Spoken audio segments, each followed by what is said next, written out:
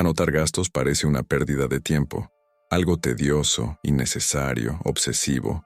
Ya sé en qué gasto pensás, pero la verdad es que no lo sabes. Nadie lo sabe hasta que lo registra, y esa ignorancia te cuesta más de lo que imaginás, porque no podés controlar lo que no medís, no podés mejorar lo que no ves, y mientras sigas adivinando a dónde va tu dinero, vas a seguir sorprendiéndote al final del mes cuando no queda nada. El acto de registrar gastos no es contabilidad, es diagnóstico, es sacarte la venda y ver la verdad de tus hábitos financieros, no para juzgarte, para entender, porque solo cuando entendés el patrón podés cambiarlo, y ese patrón está oculto en los detalles que ignorás todos los días. El café que compras sin pensar, la suscripción que olvidaste cancelar, las compras pequeñas que suman sin que te des cuenta. Esta no es una charla motivacional sobre disciplina, es una explicación clara de por qué tu percepción de tus finanzas está distorsionada, y cómo un hábito simple puede corregir esa distorsión de forma permanente. La ilusión de saber en qué gastás, pregúntale a cualquiera cuánto gasta por mes, te va a dar un número.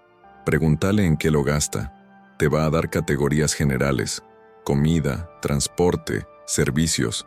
Pedile que detalle cuánto de cada una. Ahí empieza la duda. Y si le pedís que te muestre los números exactos, casi nadie puede. Vivimos con una idea aproximada de nuestras finanzas. Creemos que sabemos, pero esa creencia está basada en percepciones, no en datos. Y las percepciones mienten, porque el cerebro humano es pésimo para rastrear pequeñas transacciones repetidas. Recordás la compra grande del mes pasado, pero olvidás los 20 gastos chicos de esta semana. Ese autoengaño no es tu culpa, es diseño evolutivo. Tu cerebro no fue diseñado para gestionar finanzas modernas con múltiples formas de pago, compras digitales instantáneas y transacciones invisibles. Fue diseñado para sobrevivir en un entorno donde los recursos eran tangibles y limitados. Pero ahora vivís en un mundo donde podés gastar sin ver ni tocar dinero, y eso rompe todos los mecanismos naturales de control. Por eso la mayoría subestima sistemáticamente sus gastos. Cuando finalmente anotan todo durante un mes, se sorprenden. No puede ser que gaste tanto en esto. Pero sí, lo haces. Simplemente no lo veías porque nunca lo mediste. Y lo que no se mide, no existe en tu conciencia financiera. ¿Por qué tu memoria financiera te traiciona? Recordás lo que te dolió. Recordás la cuenta grande del mecánico. Recordás la compra importante del electrodoméstico. Pero no recordás los 50 gastos pequeños que hiciste en modo automático. Y esos gastos pequeños suman más que las compras grandes. El cerebro tiene un sesgo llamado sesgo de disponibilidad. Lo más reciente y emocional es lo que recordás mejor. Un gasto de 1,000 pesos te marca. 20 gastos de 50 pasan desapercibidos, aunque sumen lo mismo. Y al final del mes, cuando intentás entender a dónde fue tu plata, solo recordás los gastos grandes. Los chicos desaparecieron de tu memoria. Ese es el problema de confiar en la memoria para gestionar finanzas. No es confiable. No está diseñada para eso. Por eso necesitas un sistema externo, un registro, algo fuera de tu cabeza que capture la realidad completa, no la versión editada que tu memoria te presenta. Y no es solo olvido, es también negación. Hay gastos que preferís no recordar. Esa compra impulsiva que sabes que no deberías haber hecho.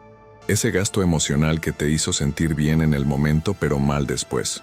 Tu cerebro los minimiza, los borra, los justifica. Pero el daño financiero ya está hecho, aunque tu memoria lo ignore. El costo invisible de los micropagos constantes. 5 pesos acá, 10 allá. Una suscripción mensual que ni usas. Un delivery porque no tenías ganas de cocinar. Ninguno de esos gastos parece importante por sí solo, pero sumados durante un mes, una semana, un día, se convierten en cientos, a veces miles. El problema de los micropagos es que vuelan bajo el radar del dolor financiero. No duele gastar poco. Tu cerebro no activa alarmas. Entonces lo haces sin pensar. Y como lo haces sin pensar, lo haces seguido. Y como lo haces seguido, acumulás sin darte cuenta. Las empresas lo saben. Por eso te ofrecen suscripciones mensuales pequeñas en vez de un pago anual grande. porque 10 por mes no duele, pero 120 al año sí. Y si tenés 5 suscripciones de 10 cada una, son 50 por mes, 600 al año. De repente ese gasto pequeño es un viaje, un fondo de emergencia, una inversión que nunca hiciste. Cuando empezás a anotar, esos micropagos aparecen, los ves uno tras otro, y te das cuenta de que estás sangrando dinero en cosas que ni siquiera valorás. Ahí empieza el cambio, porque ahora ya no es invisible, está frente a tus ojos, en blanco y negro, y lo que se ve, se puede corregir. ¿Por qué anotar es más poderoso que hacer un presupuesto? Mucha gente intenta hacer presupuestos sin antes saber cuánto gasta realmente. Entonces inventan números. Voy a gastar 300 en comida. ¿Basado en qué? En nada. En una idea vaga de lo que deberían gastar. Pero no tienen ni idea de cuánto gastan ahora. Hacer un presupuesto sin datos reales es como poner un destino en el GPS sin saber dónde estás parado. No tiene sentido. Primero necesitas saber tu punto de partida. Y el punto de partida es la realidad actual de tus gastos. No lo que crees que gastas, lo que realmente gastas. Anotar gastos es el paso previo al presupuesto. Es la base de datos sobre la cual construís todo lo demás. Porque una vez que sabes exactamente a dónde va tu plata, podés decidir conscientemente si querés que siga yendo ahí. Si descubrís que gastás 200 en delivery, podés decidir, ¿vale la pena? ¿Prefiero cocinar más y destinar eso a otra cosa? Pero sin el dato, no hay decisión posible. El presupuesto sin registro es fantasía. El registro sin presupuesto es conciencia. Y la conciencia sola ya genera cambio. Porque cuando ves lo que haces, automáticamente empezás a cuestionarlo. No necesitas fuerza de voluntad, solo necesitas verdad. El efecto psicológico de escribir cada gasto. Hay algo que pasa cuando tenés que anotar un gasto antes de hacerlo. Te obliga a pausar, a hacerlo consciente. Y en esa pausa, a veces cambias de opinión. ¿Realmente necesito esto? ¿Realmente quiero gastar en esto ahora? Ese efecto es poderoso, porque la mayoría de los gastos innecesarios ocurren en modo automático. No pensás, solo haces. Pero cuando sabes que vas a tener que anotarlo, que vas a tener que verlo reflejado en tu lista al final del día, ese automatismo se interrumpe. Y en esa interrupción, recuperas el control. No es culpa, no es vergüenza, es simplemente hacer visible lo invisible. Y la visibilidad cambia el comportamiento. Es como cuando te pesas todos los días. No cambia tu peso de forma mágica, pero sí cambia tus decisiones porque estás consciente del resultado de esas decisiones. Anotar también genera accountability contigo mismo. No le estás rindiendo cuentas a nadie más, pero te las estás rindiendo a vos. Y eso importa, porque cuando escribís que gastaste en algo que sabes que no deberías haber comprado, lo ves. Y ver eso repetidamente genera incomodidad. Y la incomodidad eventualmente lleva al cambio. La diferencia entre gastar y tirar dinero se ve en los números. Hay gastos que valen la pena, que te aportan valor, bienestar, funcionalidad. Y hay gastos que son puro desperdicio. Cosas que compraste por impulso, que nunca usaste, que te hicieron sentir bien 2 minutos y después quedaron olvidadas. La diferencia entre ambos no siempre es obvia en el momento, pero cuando revisas tus gastos anotados, se vuelve cristalina.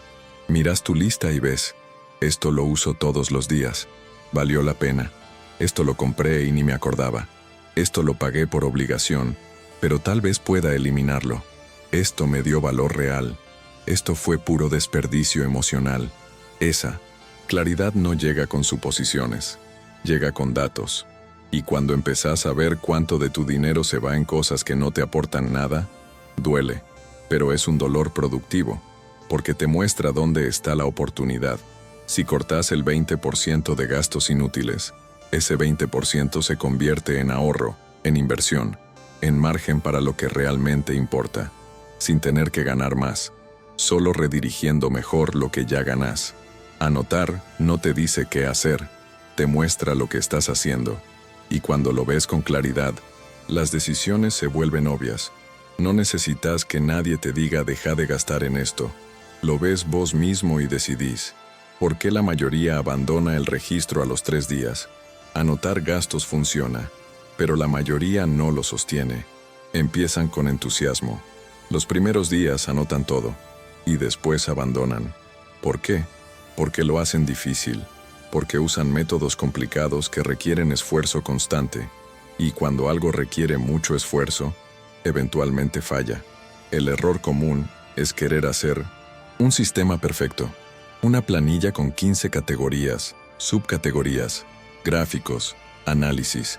Eso está buenísimo si sos contador y te gusta, pero para la mayoría es insostenible, porque no necesitas perfección, necesitas consistencia, y la consistencia requiere simplicidad.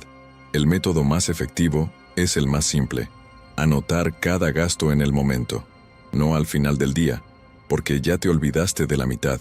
En el momento, podés usar una app, una nota en el celular, un cuaderno, no importa. Lo importante es que sea rápido y accesible. 3 segundos máximo por registro. No hace falta categorizar de entrada. No hace falta analizar cada día. Solo anota.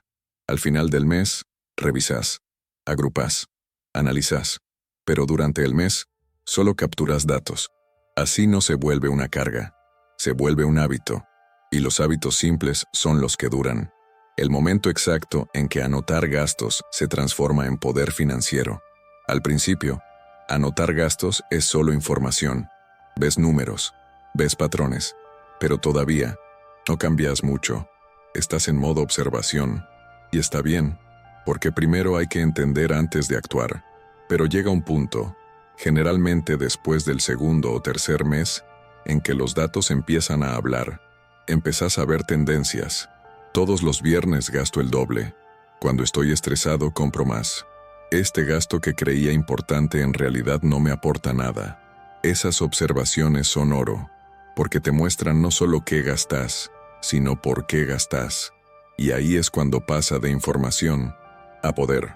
Porque ahora no solo sabes cuánto se fue en delivery el mes pasado, sabes que lo hiciste porque llegaste cansado y no planificaste comida. Entonces podés intervenir en la causa, no solo en el síntoma. Podés cocinar de más los domingos. Podés tener opciones fáciles listas.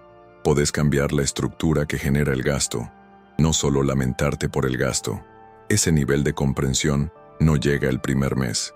Llega con tiempo y repetición. Pero cuando llega, es un cambio permanente, porque ya no estás peleando contra tus hábitos con pura fuerza de voluntad. Estás rediseñando el entorno y las rutinas para que los buenos hábitos sean más fáciles y los malos más difíciles. ¿Qué hacer con la información una vez que la tenés? Anotar es el primer paso. Pero si solo anotás y nunca revisás, es inútil. Los datos sin análisis son ruido.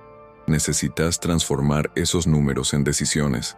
Al final de cada mes, séntate 30 minutos. Abrí tu registro. Agrupa los gastos por categoría: comida, transporte, vivienda, entretenimiento, suscripciones, imprevistos. Suma cada categoría y mira la proporción. Ahora pregúntate, ¿esta distribución refleja mis prioridades? ¿Estoy gastando más en cosas que no me importan que en cosas que sí? ¿Hay algo que pueda reducir sin afectar mi calidad de vida? ¿Hay algo que debería aumentar porque me aporta mucho valor y estoy descuidando? No se trata de juzgarte, se trata de alinear gasto con valores. Si tu prioridad es salud, pero gastas más en delivery que en comida nutritiva, hay desalineación. Si valoras experiencias, pero todo tu dinero se va en objetos que no usas, hay desalineación. El registro te muestra esas contradicciones, y una vez que las ves, podés corregirlas. Cómo el registro de gastos destruye el autoengaño financiero.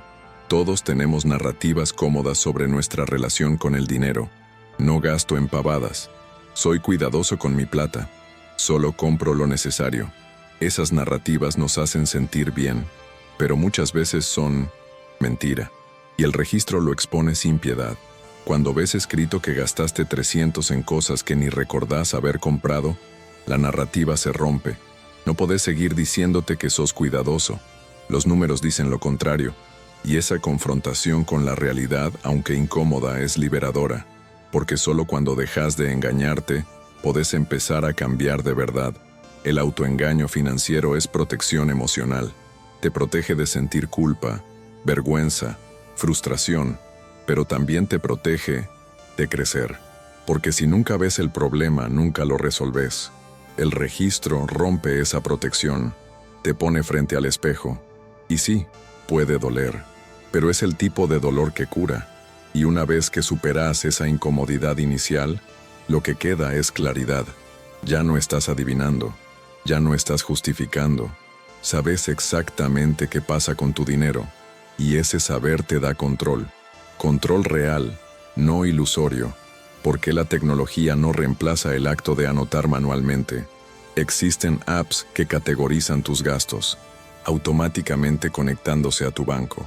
Son útiles, pero no tienen el mismo impacto psicológico que anotar manualmente, porque cuando anotas vos, estás obligado a reconocer el gasto, a hacerlo consciente, a procesarlo.